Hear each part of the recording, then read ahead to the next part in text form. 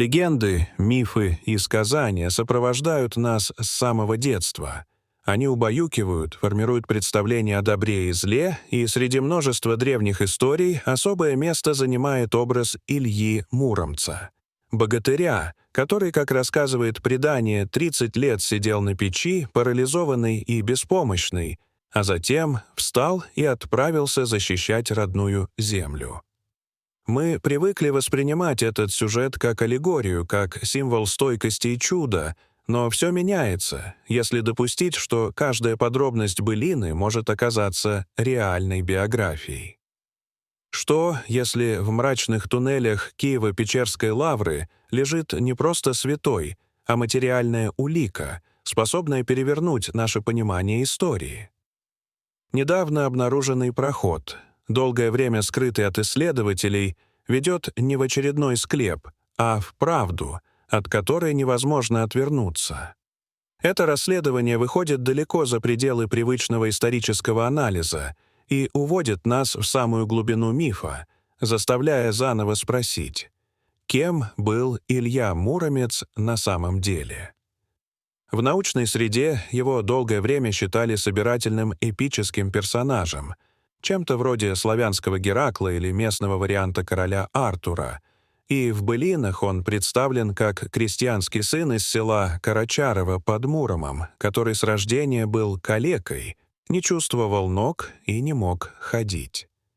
30 лет и 3 года он жил в неподвижности, слушая, как вокруг кипит жизнь, как враги разоряют русские земли, а сам он лежал заключенный в собственное ослабленное тело, и его существование больше напоминало ожидание, чем жизнь. Однако однажды все изменилось. В его дом вошли 3 калик-перехожих, старцы-путники, которые попросили подать воды. Илья рассмеялся, говоря, что не может подняться, но их голос прозвучал так властно, что он невольно подчинился, и мышцы, забытые десятилетиями, напряглись и откликнулись. Он встал.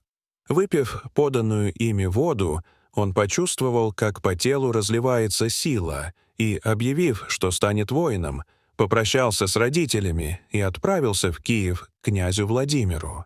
С этого момента начался путь богатыря, победителя соловья-разбойника, защитника Киева и врага татарам. Все это казалось сказкой, пока в глубинах лавры не произошло нечто, что вынудило пересмотреть привычное понимание легенды. Киево-Печерская лавра — одно из самых древних, священных и вместе с тем пугающих мест на земле, и ее истинное сердце находится не в величественных храмах наверху, а ниже, в тесных ближних и дальних пещерах, прорытых монахами в мягком песчанике столетиями назад. Эти узкие, извилистые коридоры едва позволяют 2 людям разойтись. Воздух там тяжелый и неподвижный, с едва уловимым сладковатым запахом высохших тел и свечного воска, а тишина настолько плотная, что кажется частью самого камня. В нишах по обеим сторонам лежат мощи монахов и святых, сотни высохших, но не истлевших тел, не тронутых ни временем, ни тлением, словно пещеры действительно хранят особый микроклимат, о котором спорят ученые. Среди этих древних останков, в Антониевых пещерах, находится тело, над которым написано «Преподобный Илья из града Мурома». Паломники веками приходили сюда, чтобы приложиться к мощам богатыря, героя былин, и монахи с невозмутимой уверенностью повторяли «Он настоящий», тогда как академическая наука долгое время считала Илью литературным образом. В XX веке, во время советских антирелигиозных кампаний, лавра была превращена в музей, а мощи святынь стали идеологической проблемой, требующей разоблачения. В 1963 году в пещеры отправили первую комиссию — медиков, антропологов, биологов, перед которыми поставили негласную задачу доказать, что мощи не принадлежат реальным историческим фигурам. Они торопливо осмотрели останки, в том числе и тело Илии, и вынесли вердикт, который на десятилетия стал официальной версией. Якобы останки принадлежат человеку монголоидного типа, а многочисленные раны — подделка, сделанная монахами для укрепления легенды. Это заключение легло в архив под грифом «секретно», а сама легенда о Муромце была объявлена красивой, но полностью вымышленной историей. Однако, чем внимательнее ученые разных поколений изучали данные, тем очевиднее становилось, что что-то в старых выводах не сходится. Если это был чужак, почему его похоронили с такой честью среди славянских святых? Если руки монахов действительно создавали фальшивые раны, почему они сделали это так грубо, словно пытались имитировать реалистичные боевые повреждения? Система лгала, и ложь ждала своего часа, пока времена не переменились. Прошли десятилетия, наступила перестройка, гласность, и вместе с тысячелетием крещения Руси появилась возможность пересмотреть забытые или намеренно искаженные страницы прошлого. В 1988 году было принято беспрецедентное решение создать межведомственную комиссию Минздрава СССР и провести полную, объективную, современную экспертизу мощей Киево-Печерской лавры. В состав группы вошли лучшие специалисты — судебные медики, антропологи, рентгенологи, биохимики, люди, которые ежедневно имеют дело с человеческими телами и умеют читать кости так же уверенно, как текст в книге. Они не рассматривали мощи как святыни, они видели перед собой объект исследования и стремились к чистому научному результату. Комиссия спустилась в пещеры с оборудованием, о котором в 1963 году не могли даже мечтать. Портативными рентгенаппаратами, японскими анализаторами последнего поколения, приборами для хроматографии. Это выглядело так, будто команда криминалистов из конца XX века оказалась в подземельях X века. Первым в их списке значился преподобный Илья из Мурома. Когда гроб открыт и покров снят, свет ламп упал на высохшее тело, которое пролежало здесь много веков, и в абсолютной тишине эксперты надели перчатки, приступая к работе, напоминавшей вскрытие самой истории. Первым этапом стала антропологическая экспертиза.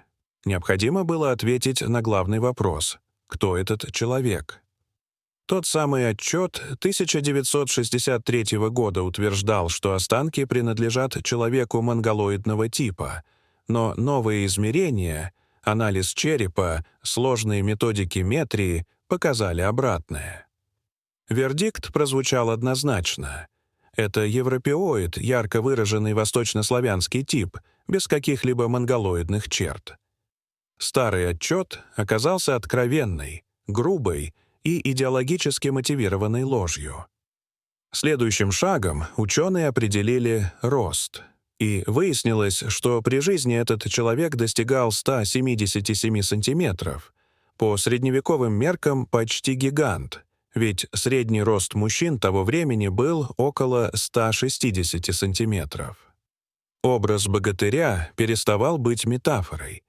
И все же самое поразительное ждало дальше, когда рентгеновский аппарат высветил страшную правду, скрытую в позвоночнике. Когда рентгеновские снимки позвоночника появились на неготоскопе, эксперты застыли. Позвонки были чудовищно деформированы, некоторые суставы практически срослись, и картина указывала на тяжелое хроническое заболевание, которое на языке медицины называют спондилоартрозом, хотя в ряде источников встречаются и предположения о туберкулезе костей или перенесенном в юности полиомиелите. Каким бы ни было точное название диагноза, результат оставался неизменным.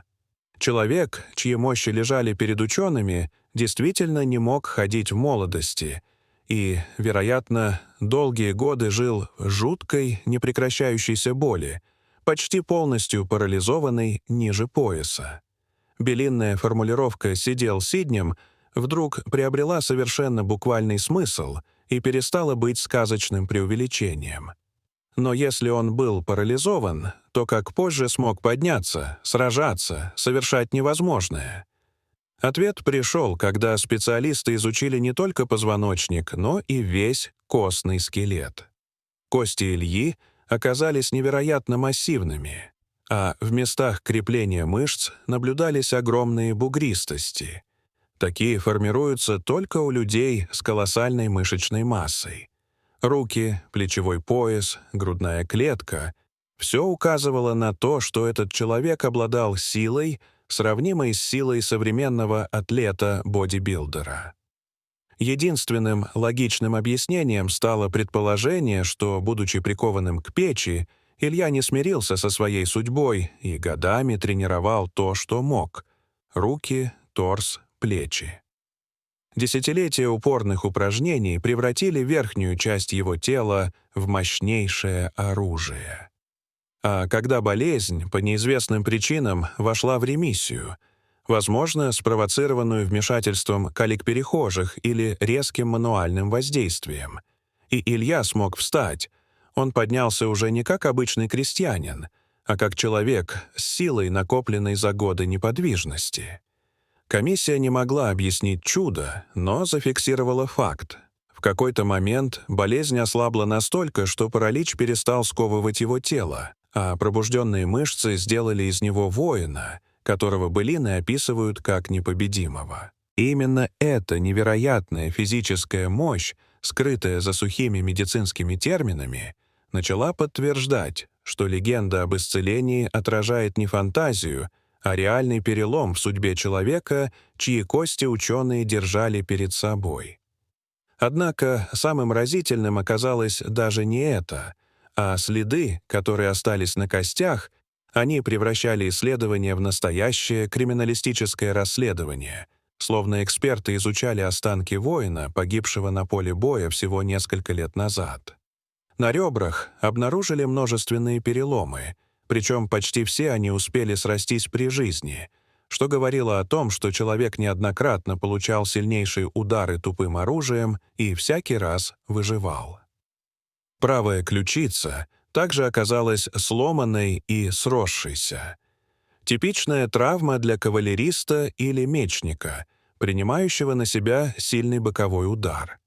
На костях рук и грудной клетки исследователи заметили тонкие, но отчетливые засечки, оставленные скользящими ударами холодного оружия, мечей, сабель, копий.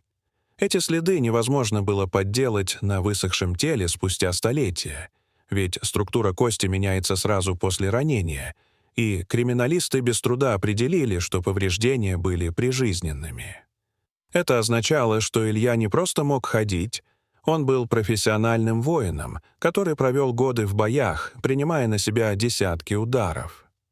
Он действительно был живым щитом, богатырем, каким его помнит былинная традиция, и каждая костная мозоль подтверждала то, что считалось сказочным преувеличением. При этом старый советский отчет 1963 года, утверждавший, что раны — монастырская подделка, окончательно рассыпался под тяжестью фактов. Если же легенды о Соловье-разбойнике и других чудовищных противниках Ильи когда-либо имели реальную основу, то вполне возможно, что под образами разбойников, поганых великанов или свистунов скрывались реальные половецкие степные вожди, и битвы, описанные в былинах, могли быть отражением подлинных стычек и походов. И все же, как выяснилось, даже чудовищная сила и закаленное тело не смогли защитить его в последний день жизни, который стал ключом к пониманию всей истории и подвел исследователей к самому страшному выводу. Илья Муромец был убит, причем погиб в бою, защищая свое убежище, когда монастырь подвергся нападению.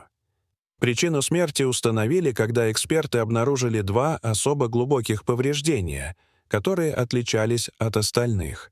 Одно располагалось на груди в области сердца, второе — на левой ладони. Эти раны, на первый взгляд, казались несвязанными, но криминалисты восстановили траекторию удара, и поняли, что это была одна и та же атака, пропущенная через руку. Илья, увидев смертельный выпад, инстинктивно выставил левую ладонь, пытаясь отвести или отбить копье, которым на него набросились, но сила удара оказалась настолько велика, что наконечник пробил кисть, прошел сквозь плотные ткани и вошел в грудную клетку, поразив сердце. Такие сквозные травмы встречаются в боевой практике, и эксперты назвали их совмещенными или сопряженными повреждениями, характерными для ситуации, когда воин падает, а удар наносится сверху. Исходя из датировки костей и исторического контекста, время смерти определили приблизительно 1204 годом, когда Киев был взят князем Рюриком Ростиславичем при помощи половецких отрядов. Хроники сообщают, что половцы, ворвавшись в город, грабили монастыри, и вполне вероятно, что они добрались и до Киево-Печерской лавры. К этому моменту Илья уже принял монашество и жил как простой инок, но когда в его келью ворвались враги, он встретил их не как беспомощный старик, а как человек, проживший жизнь воина. Легенда о чоботке, о сапоге, которым он отбивался от нападавших, перестает казаться смешной подробностью. Наоборот, она становится трагическим штрихом к последнему бою. Безоружный, он схватил то, что оказалось под рукой, и вступил в схватку, но количество нападавших и их опыт сделали свое дело. Судя по характеру ран и положению тела, он до последнего пытался заслонить грудь рукой, и копье, пробив ладонь, погубило его мгновенно. Его смерть стала тем самым скрытым проходом, который исследователи нашли спустя века. Проходом не в тайную комнату, а в подлинную историю, где герои умирают не от старости, а в бою, защищая свою землю. И чем дольше эксперты изучали останки, тем яснее становилось, что легенда об Илье Муромце не сборник фантазий, а необычайно точное описание жизни, болезни, исцеления и гибели человека, чья судьба пережила 8 веков. Работа комиссии 1988 года получила название палеопатологического исследования, и именно оно показало, что былина об Илье Муромце на удивление точно отражает медицинскую реальность. Спондилоартроз, указанный костьми, объясняет его многолетний паралич, а мощные бугристости на костях рук подтверждают, что он годами тренировал верхнюю часть тела, лежа на печи. Те самые калики-перехожие, которые вправили его в былине, могли оказаться народными костоправами, способными сделать резкое мануальное воздействие, вызвавшее временное улучшение. С точки зрения психологии, человек, который десятилетиями жил в унизительной немощи и одновременно развивал невероятную физическую силу, неизбежно становился яростным, жестким, одержимым доказать миру свою силу. Эта особенность легко объясняет его богатырскую ярость, невероятный болевой порог и способность выживать в самых тяжелых схватках. Исцеление, по сути, могло быть спонтанной ремиссией, но легенда запомнила его как чудо, а подвиги — как сверхчеловеческие. Самым важным открытием стало то, что в легенде практически нет искажений. Паралич, чудесное выздоровление, сила немеренная, раны, путь воина, монашество и даже обстоятельства смерти — все нашло отражение в костях. Это значит, что былина не просто фольклор, а народная хроника, выполненная в поэтической форме. Люди передавали историю так, как умели, через гиперболу и образ, но суть они не исказили. И если Илья Муромец оказался реальным, то неизбежно возникает вопрос о других героях, о Добрыне Никитиче, об Алёше Поповиче, о Соловье-разбойнике, который мог быть реальным вражеским предводителем, чьи особенности запомнились как свист. История, которую мы привыкли считать сказкой, неожиданно превращается в свидетельство прошлого, записанное устами народа. Проход, найденный исследователями, оказался не тайным коридором, а раной в груди богатыря, тем самым отверстием, через которое миф вытек наружу, оставив чистую, бесприукрашенную правду. Эта правда пугает, потому что разрушает привычное разделение между легендой и историей. Она показывает, что за сказками могут скрываться реальные судьбы, реальные войны и реальные люди, пережившие невероятное. И если один богатырь оказался настоящим, то никто не знает, сколько еще легенд ждут своих исследователей, чтобы вновь ожить. Уже не в былинах, а в свете ламп криминалистов, читающих историю по костям, как по древней летописи. Дорогие зрители, что вы думаете об этой истории? Расскажите, пожалуйста, в комментариях. А если вам понравилось это видео, то ставьте лайк и подписывайтесь на наш канал. До свидания.